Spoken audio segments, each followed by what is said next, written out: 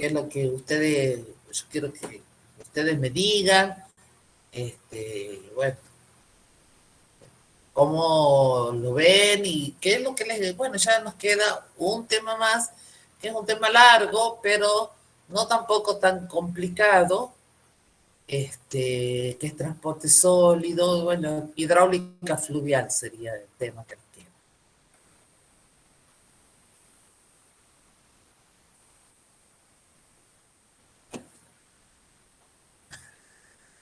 ¿No hay nada que decir?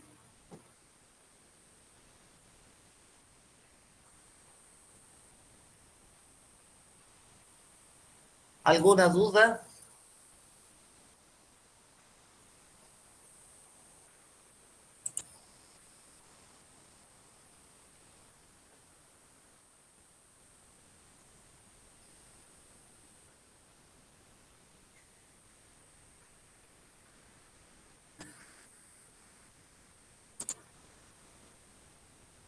¿Algo que tengan para comentar? ¿Nada?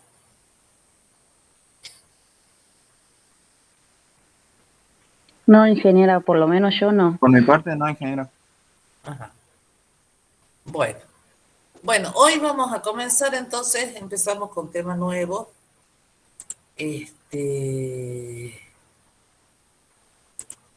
Vamos a ver si lo ven acá.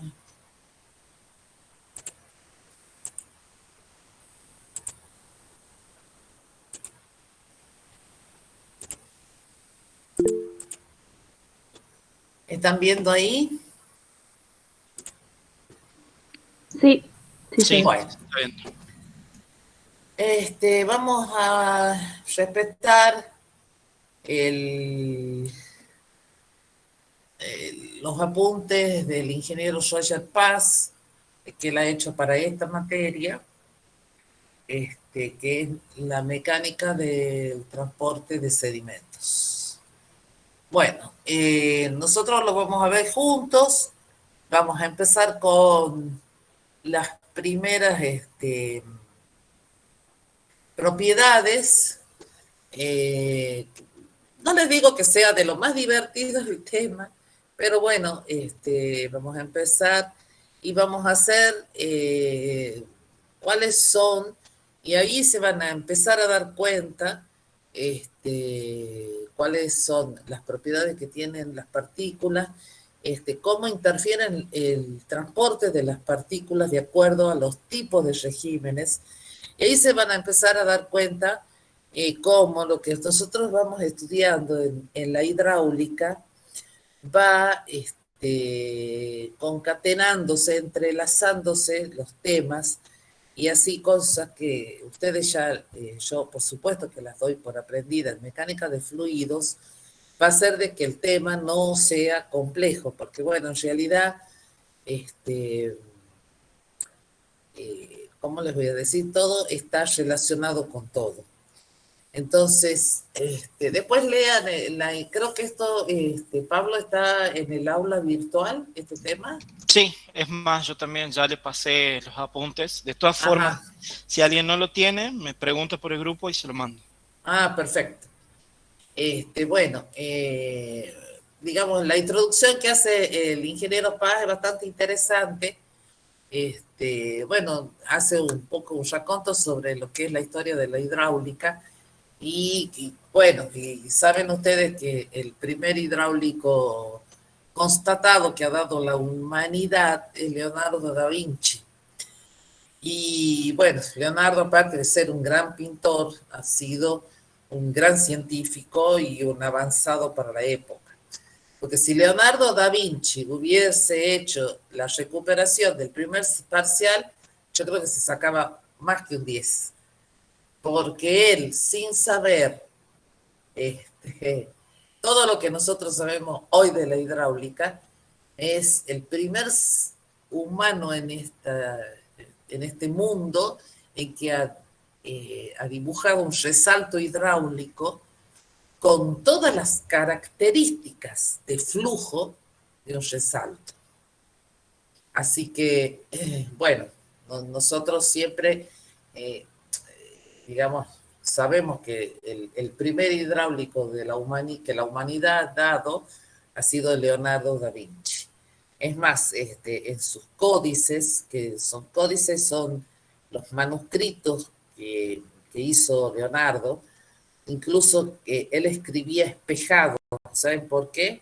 Porque en esa época si los científicos eran muy cuestionados, entonces para no ser descubiertos ni saber de qué era lo que estaban estudiando, él escribía espejado, o sea, tenía un coeficiente intelectual impresionante, además de la cualidad que tenías para ver los detalles. Entonces, sin una necesidad de un modelo en escala o transparente, él describe con lujo de detalle, por ejemplo, las características de un resalto hidráulico. Bueno, hablando, por ahí lean que es un poco de cultura general que no nos viene bien, no nos viene mal en estas épocas. Bueno, vamos a empezar primero por las propiedades que tienen las partículas. Entonces, dice los procesos de erosión de suelo, transporte y erosión de sedimentos, deposición y procesos de naturaleza dependen de muchos factores. Entonces, ¿cuáles son esos factores? Las características del sedimento, las características del fluido, las características del flujo y las características del caudal, de la conducción, o sea, en qué se mueve este líquido. Puede ser un cauce natural o puede ser un canal. Entonces, con respecto a la primera característica, que sería las características de los sedimentos, bueno, uno tiene que ver qué tipo de sedimento, o sea, si el sedimento es poroso o no es poroso, si es roca, si es arena, el tamaño, o sea, cuando nosotros hablamos de transporte de sedimentos, en realidad nosotros tenemos que ver, si hablamos de ríos, el tamaño de esos sedimentos varía naturalmente. Les podría decir que acá, a modo de que ustedes aprendan a estudiar esto, podríamos decir que es lo mismo. O sea, ¿qué es lo que se transporta? Bueno, primero se transportan rocas. Entonces, si ustedes se imaginan un río en una etapa torrencial, que son los ríos de alta montaña. Los ríos de alta montaña, ¿qué régimen tienen? Pregunto, alguien que me conteste.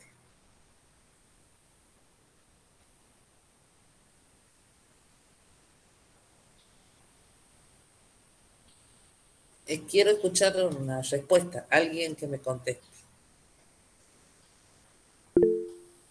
Supercrítico. Perfecto, entonces tenemos un régimen supercrítico, o sea que el tirante es menor que el tirante crítico, pero ojo, tienen una fuerza impresionante. Entonces, ¿en qué sentido tienen una fuerza impresionante? En el sentido de que tienen mucha energía específica. Como tienen mucha energía específica, pueden acarrear grandes sedimentos de gran tamaño.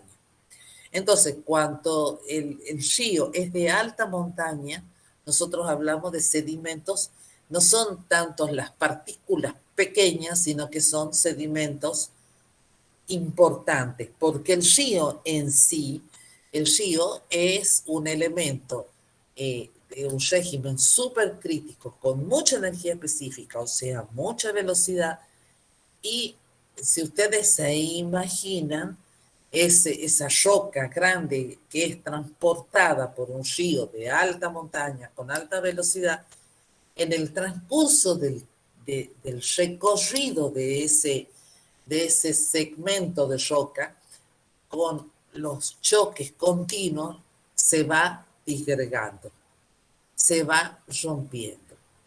Entonces, a medida que, si ustedes se imaginan como un único río, supongamos, hagamos una idealización, es un único río que transporta, que baja de la montaña y recorre kilómetros de kilómetros y desemboca, como Dios nos dé lugar, todos los ríos desembocan al mar más cercano. Entonces, en el mar, ¿no es cierto? ¿Con qué nos encontramos? Con arena. Entonces, la arena no es nada más que esa roca que ya se, digamos, que a lo largo de kilómetros y kilómetros viene siendo transportado por un curso de agua que termina en el mar. Y ustedes me podrán decir, bueno, pero el mar de Mar del Plata, la arena de Mar del Plata no es la misma arena que hay en Camboriú y no es la misma arena que hay en el Caribe. No, no es la misma arena, lamentablemente. Tampoco son las mismas temperaturas y tampoco son las mismas condiciones del flujo.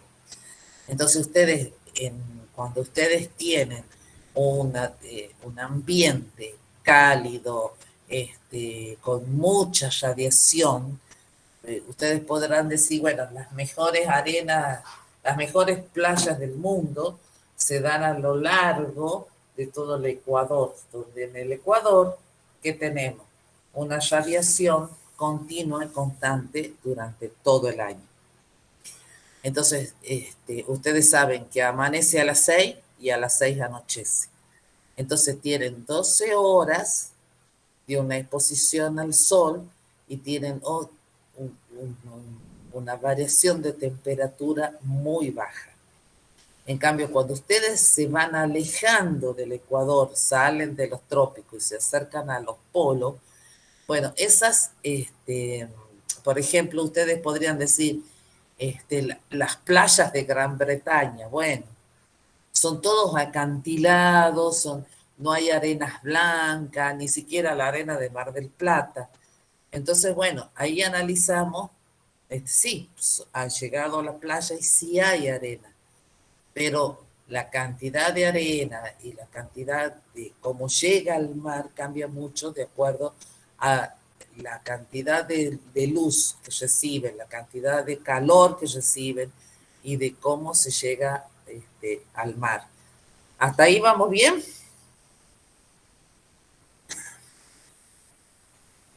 Sí, era. Sí, ingeniera.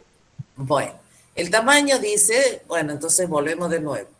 El tamaño de las partículas, una de las propiedades mucho, digamos, más importantes, el diámetro de sedimentación, que sería el diámetro de una esfera imaginaria con la misma densidad que la partícula que cae a una velocidad terminal uniforme en el mismo fluido y a la misma temperatura.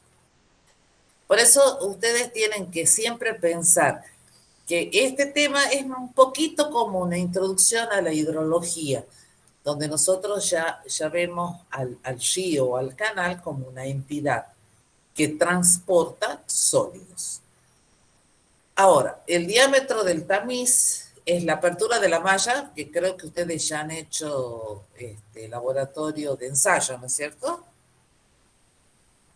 Ya han hecho esa Virtual, materia. profe. Materiales 1 sería eso. Materiales 1. Sí, sí. Ajá, bueno, Sí, ya. pero ¿les han mostrado por lo menos un tamiz? Sí, ingeniero. Bueno, bien.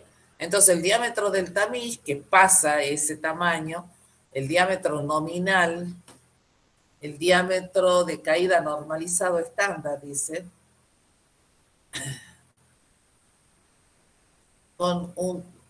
y ahí está, de una esfera con peso específico relativo igual a 265, que tiene la misma velocidad terminal uniforme de la partícula cuando ambas caen en una extensión infinita de agua destilada en reposo a una temperatura de 24 grados.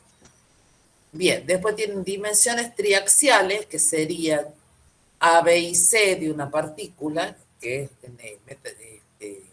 es a lo largo de 3 ejes perpendiculares, que sería en las 3 dimensiones. Dice, cuando una partícula se tamiza por suficiente tiempo, se observa que pasa por un tamiz cuya apertura es proporcional a B. El diámetro del tamiz y el diámetro de sedimentación son los parámetros de mayor uso. El diámetro de tamiz sería el número de tamiz con el cual pasa la partícula y el diámetro de la sedimentación son los parámetros de mayor uso.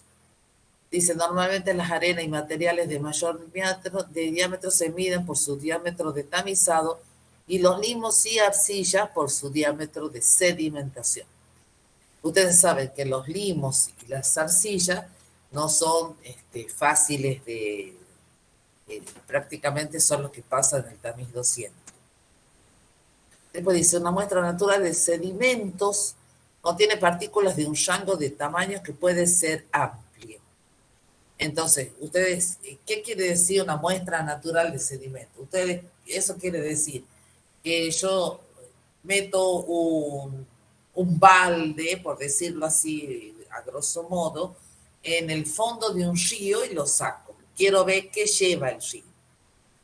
Entonces dice, la caracterización de tamaños de la muestra se realiza mediante la ya conocida curva de granulométrica. Eso ya saben cómo se hace. Se ponen una cantidad de tamices de distinto tamaño y va pasando y va quedando, digamos, ponen toda la muestra en el tamiz de mayor diámetro y se va decantando y se va reteniendo en los distintos números de tamiz. Después dice, la distribución granulométrica se caracteriza por el tamaño medio de las partículas, el D50, que es el D50, dice, cuál es el tamaño de las partículas para el cual el 50% de las partículas de peso posee un diámetro inferior. Entonces, a partir de esto, dice, exponemos una clasificación de tamaños granulométricos de uso común. Bueno, tienen desde los peñones hasta los coloides, que prácticamente no se puede, eso no se puede tamizar. Y después ven que a partir del tamiz 200 o el 230 que figura acá, es el tamiz más pequeño, que es la arena muy fina. Y en tamaño serían los tamaños dados en milímetros. Entonces, fíjense, los peñones que son mayor de 256 milímetros, o sea, 25 centímetros, ¿sí? Una cosa de 25 centímetros es un tamaño bastante importante. O sea, si ustedes ven en los ríos de alta montaña en Tucumán, transportan mucho más que ese valor. El canto rodado, entre 256 y 64, las gravas, la arena gruesa, hasta la arena muy fina, y ya después vamos a los limos, a las arcillas y finalmente a los coloides. El tamaño de los granos de un río se puede usar como indicador de las condiciones de energía imperantes en la corriente. Bueno, ¿qué es lo que decimos? ¿Qué es lo que yo les estaba explicando recién?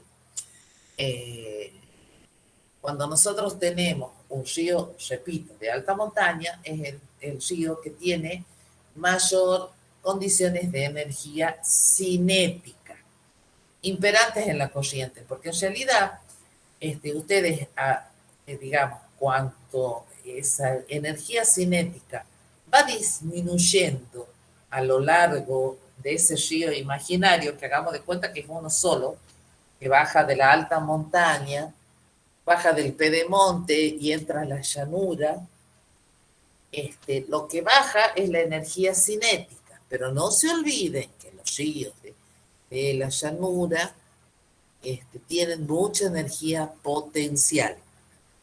Pero nosotros cuando hablamos del transporte, cuando tenemos una energía potencial importante, o sea, una gran masa de agua, ya la forma en que se transporta el sólido es diferente. Entonces dice, tamaños mayores se encuentran en corrientes de alta energía, donde los granos más finos no pueden depositarse fácilmente. Entonces, volvamos de nuevo. En los ríos de alta montaña, el transporte es importante, pero la deposición no. Cuando vamos a ríos de llanura o ríos que tienen un nivel, una pendiente importante, pero ya no tan importante como un río de montaña, ahí comienza la deposición. Hasta que, bueno, el final sería el final sería cuando el río ya deposita toda su, por ejemplo, si ustedes tienen el río Paraná antes de desaguar completamente en el estuario, porque en realidad nosotros le decimos el río de la Plata, pero el río de la Plata en realidad no es un río, es un estuario.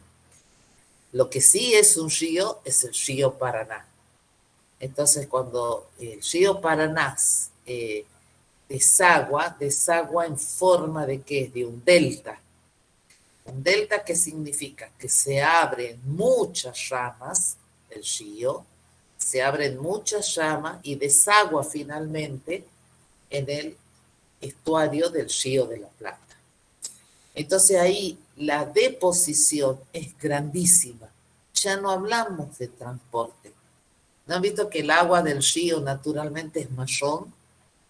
Bueno, ¿por qué es marrón el agua del río? Porque eso también les da una idea de que el río tiene mucha suspensión. Por eso el agua no es tan clara. Cosa diferente a los ríos de alta montaña. El río de alta montaña, el agua es clara, pero es muy fuerte. Transporta grandes grandes cantos rodados, transporta grandes rocas, grandes piedras, pero no suspende. ¿Por qué? Porque la velocidad es tan importante que no le da tiempo a las partículas a que estén en suspensión en el fluido y menos aún que se depositen. Entonces, dice, y es por todo sabido que el tamaño de las partículas decrece con la distancia que recorre el cauce. Esto se produce por efecto de la abrasión y los golpes que sufren las partículas en su recorrido. Generalmente, cerca de las fuentes, el rango de tamaño de las partículas es relativamente grande, mientras que en un rango más estrecho se encuentran aguas abajo de la fuente. Después analizamos las formas de las partículas. Dice, la forma normalmente se define a través de la redondez, esfericidad y factor de forma. La redondez se puede definir por la relación entre el radio medio de la curvatura de las aristas de la partícula y el radio de la circunferencia inscripta en el perímetro de área máxima de proyección de la partícula. ¿A qué les hace recordar eso que dice circunferencia inscripta? Algo de máxima eficiencia, ¿se acuerdan?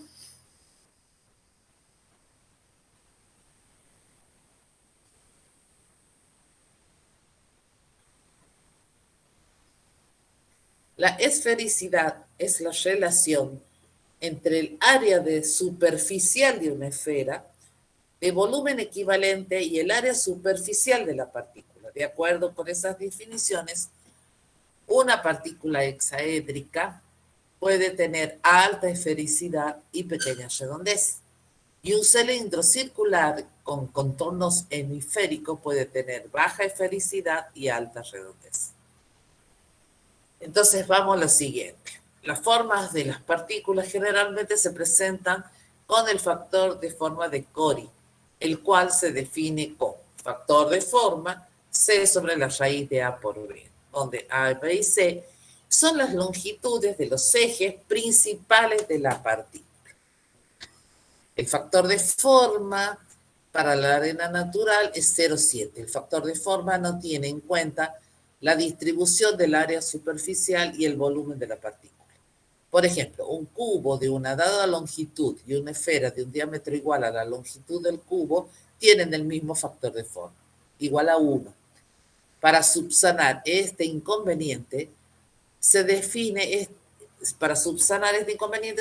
otro factor de forma, como factor de forma n es igual a factor de forma el anterior por la relación de los diámetros.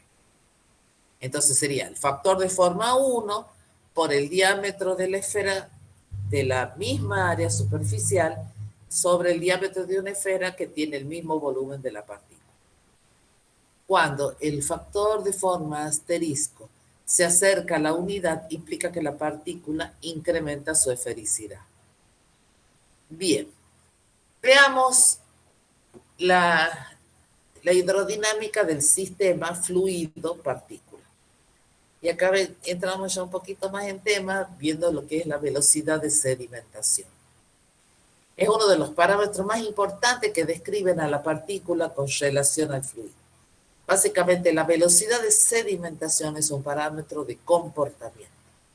La velocidad final de caída de una partícula en un fluido en reposo ocurre cuando la resistencia opuesta por el agua se iguala al peso de la partícula.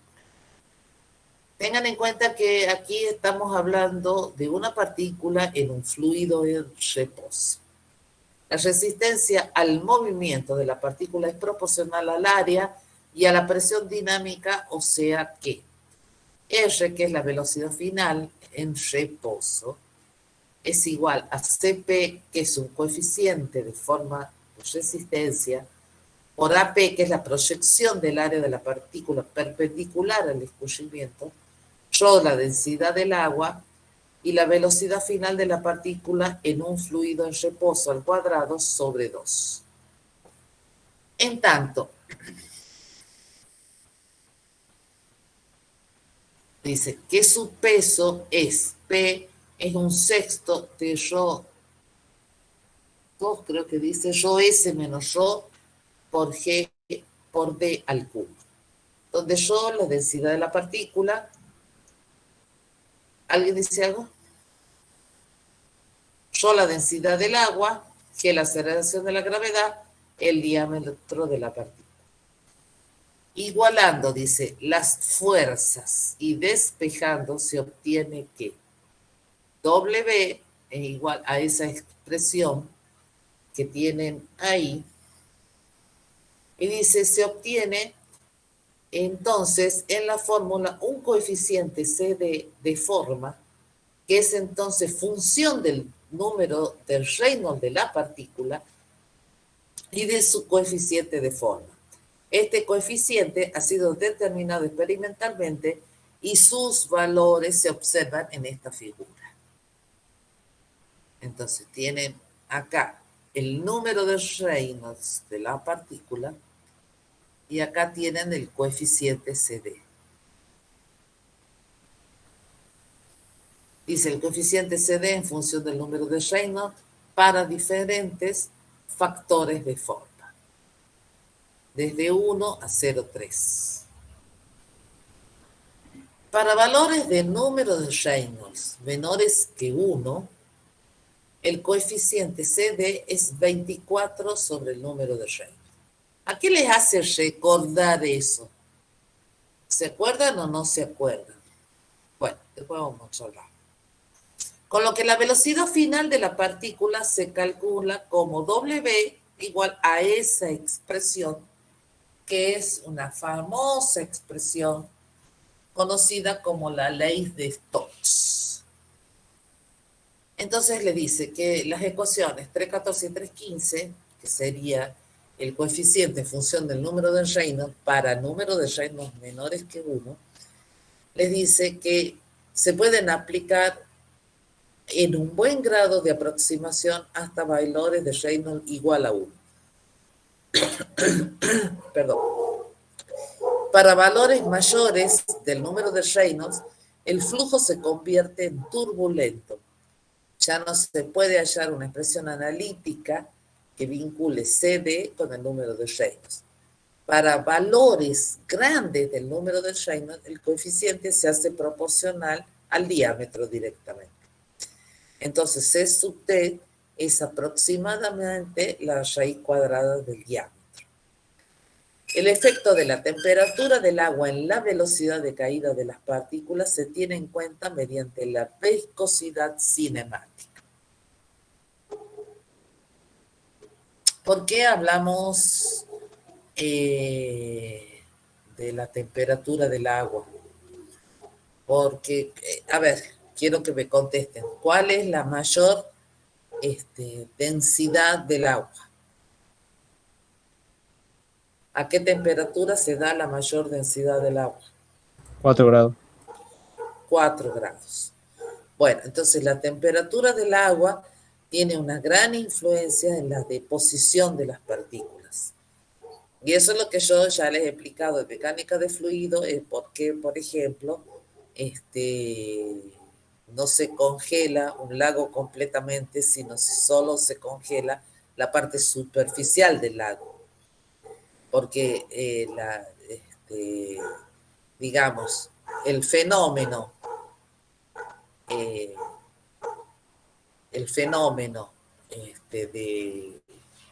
subida y bajada de las columnas, digamos, de las franjas de agua que se exponen a la temperatura ambiente, dejan de trabajar a los 4 grados. Entonces, que es la mayor densidad, el agua ya no baja más. Entonces se congela la que queda arriba, quedando todo a 4 grados y arriba a 0 grados, que es el punto de congelamiento del agua. Entonces, en ese panorama, digamos, con esa densidad, el agua tiende a depositar menos cuando aumenta la temperatura. Por eso es que les dice que la temperatura del agua se tiene en cuenta con la viscosidad cinemática. O sea, la viscosidad aumenta con la temperatura, entonces aumenta la deposición. Velocidad de caída para partículas no esféricas. Bueno, tienen acá, dice, el factor de forma afecta en mayor medida a partículas de diámetros grandes, o sea, a diámetros mayores que 300 micras, cuyas formas tienden a desviarse más de las esféricas que de las partículas pequeñas. Experimentos han demostrado diferencias en la velocidad final del orden del 30% para valores de factores de forma del rango del 0,5 a 1. Bueno, yo les digo, la deposición de las partículas también ustedes las tienen que tener en cuenta, que estamos viendo acá de fluidos en reposo. Cuando ustedes analicen, por ejemplo, las cámaras de sedimentación en los procesos de depuración o en los procesos de depuración de flentes cloacales o de agua potable, nosotros tenemos en cuenta los tiempos, o cuando calculen un sedimentador, ustedes tienen en cuenta el tamaño, la velocidad de caída de las partículas. Entonces, ahí tienen que tener en cuenta las esféricas y las no esféricas. O sea, les digo esto para que no lo vean al tema como un tema que no tiene aplicación, o que es un tema aburrido, o que es un tema teórico, nada que ver. Entonces, de acá tienen que depende de la viscosidad cinemática del fluido, de la gravedad específica y del diámetro de las partículas. Velocidad del fluido, ya hablamos otra vez de fluidos en movimiento y la fuerza tractriz. Entonces acá, cuando ya entramos a los fluidos en movimiento, se produce preponderantemente en la zona próxima a los lechos del cauce. Es por ello que es fundamental importancia conocer la magnitud de las velocidades que se tienen en las proximidades del lecho, así como la fuerza tractriz desarrollada por la corriente. Ustedes tienen la ecuación de movimiento para flujo turbulento uniforme, se puede deducir. Tienen la fuerza tractriz, analizan una sección y en esa sección analizan la fuerza y el peso. Debido a que nos encontramos con un movimiento uniforme no acelerado, las fuerzas actuantes del sistema deben estar equilibradas. Por lo tanto, igualamos las fuerzas que tienden del movimiento del fluido con las resistivas, o sea, con las de inercia, y llegan a este valor. Particularizamos para Z igual a 0 la fuerza tractriz de fondo, vale ρg por HI, y se define asimismo la velocidad de corte como tanto, y expresado de otro modo como tau 0 sobre ρ. Vamos a ver esto, cómo se relaciona con los efectos, con los regímenes hidráulicos. El efecto de la rugosidad de fondo o de pared en la distribución de velocidad de un flujo turbulento fue investigado primeramente por Nikuradse.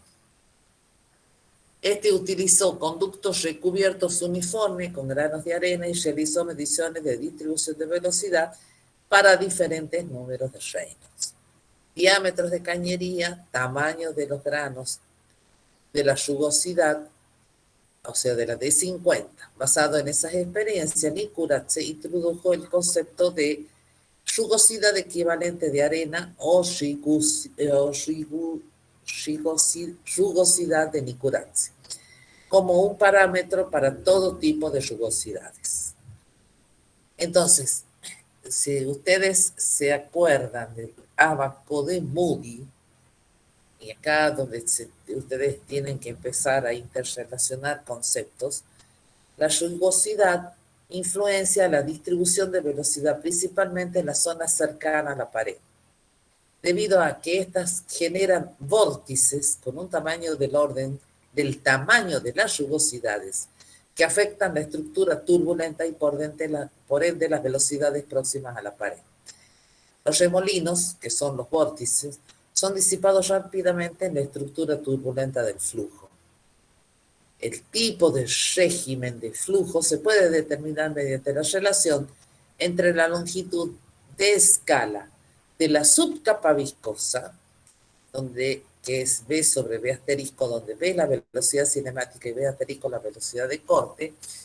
Y esto les tiene que recordar mucho al ábaco de Moody cuando hemos analizado la capa laminar, y ustedes llegan a esto.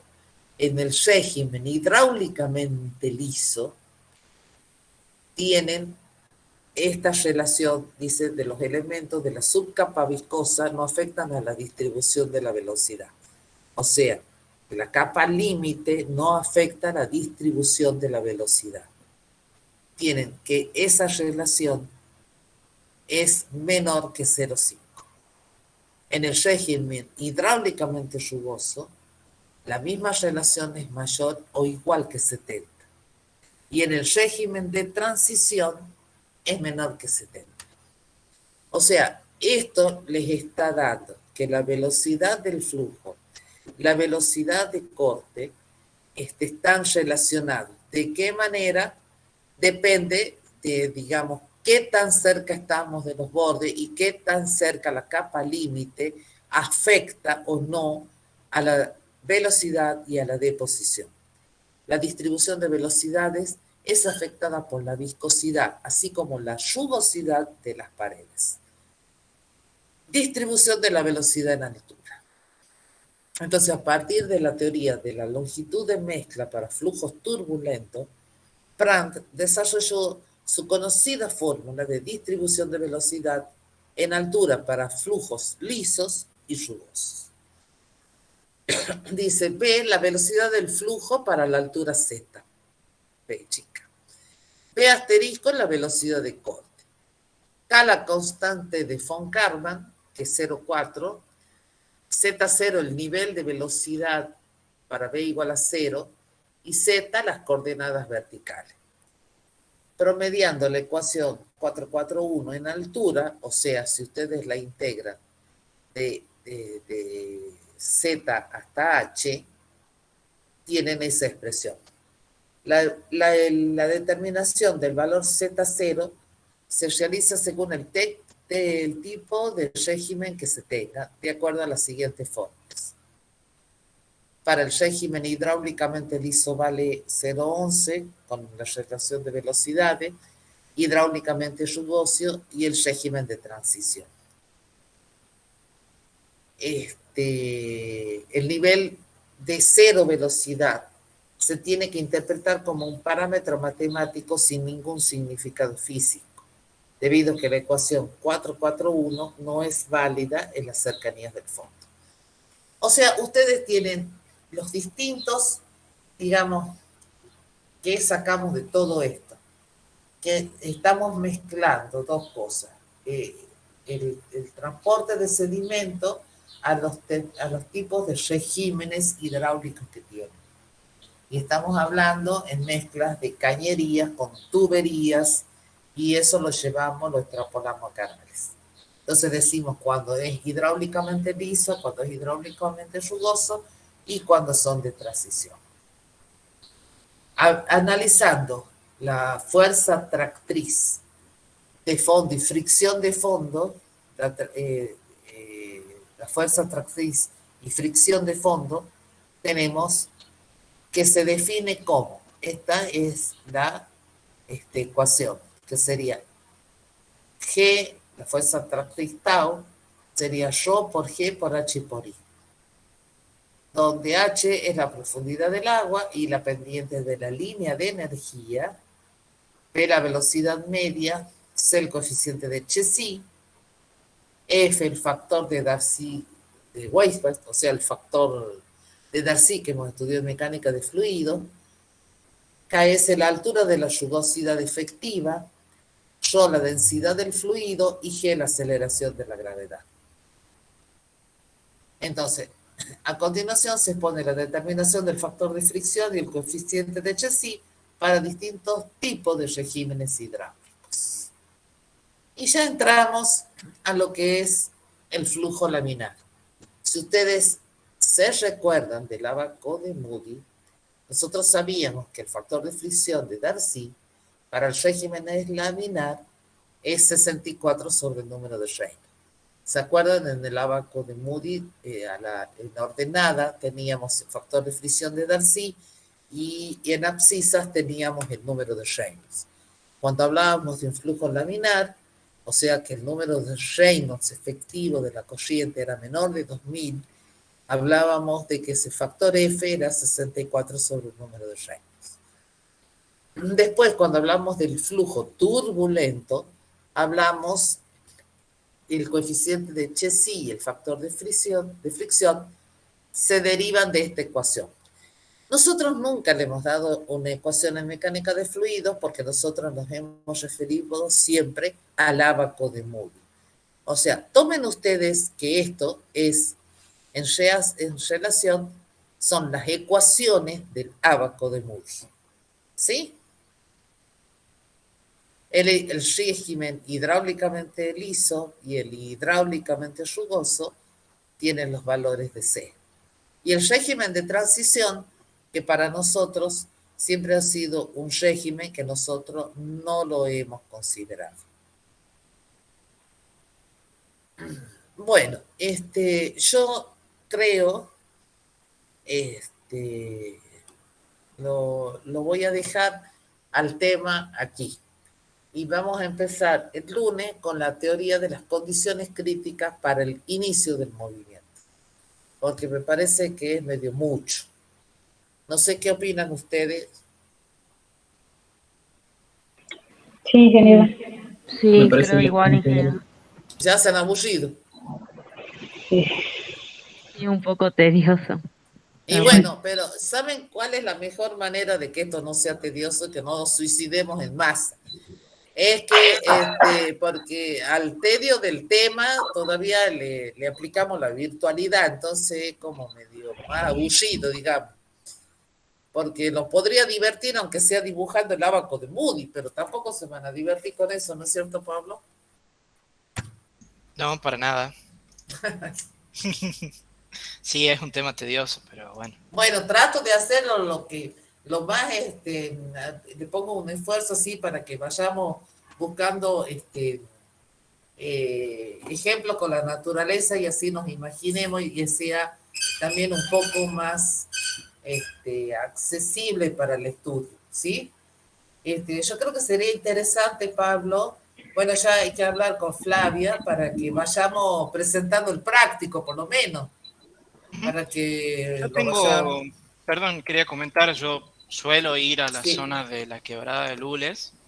Tengo una imagen que he sacado este fin de semana, Ajá. como para mostrarles algo que no sea tan tedioso y para que vean la importancia que tiene estos temas, que la Sí, hidráulica tienen que tener en cuenta siempre algo. El agua hace lo que quiere, no va a hacer lo que ustedes quieran. Y por ahí tocar variables sensibles sin tener en cuenta, sin hacer un estudio, puede generar grandes estragos a nivel tanto exactamente. económico como puede llegar a costar la vida de gente, de personas, que sería lo Claro, peor. y aparte un estrago ambiental. También. Si quiere, Ujú. después les muestro la imagen como para Sí, que vean y tengan bueno, una idea. ¿querés mostrarlas el lunes? Bueno, sí, no hay Bueno, problema. ahí está. Bueno, ¿les parece? Sí, ingeniera. Sí, porque ya se van a Sí, acostar ingeniera. todos a dormir la siesta y me van a dejar hablando a mí. Bueno, no, entonces lo dejamos en el punto 5, ¿sí? Sí. Bueno, Ok, bueno, ingeniero, ingeniera. muchas gracias. Bueno, listo. Buenas tardes. Chao. Gracias, ingeniera. Hasta luego.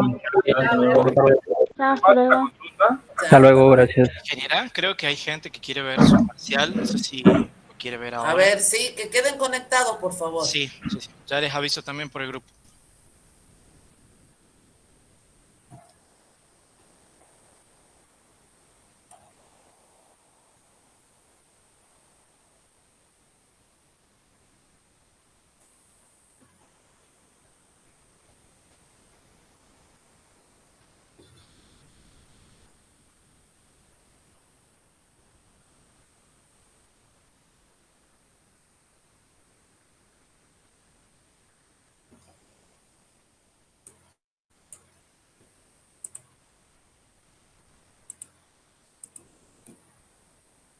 Ajá, acá estoy. ¿Quién quería ver? No sé si... A ver. Bueno, no sé quién quiere ver ahora su parcial, pregunte. Ingeniera, mano, yo quería saber, yo me había sacado un 3, pero en el primero me había sacado un 4, quería saber si podía seguir con el 4, seguramente no fue bien, digamos, Ujú. la recuperación. O sea que vos, en lugar de mejorar el 4, te has desbarrancado. Sí, no sé, me puedo Bueno, sumar. Sí. bueno, miren, si ustedes me permiten, a ver, espere que encuentre una hoja, porque este sector es de mi hija. Vamos a hacer una cosa. A ver, ¿cuáles son las personas, los chicos que quieren ver su parcial? A ver, empecemos por ahí. Yo sí Vázquez. Yo, ingeniera. Bueno, esperen, que ustedes me dicen yo. Esperen, que prendo la luz. Ahí está. ¿Vos te llamás Bárbara Chavarri? Sí,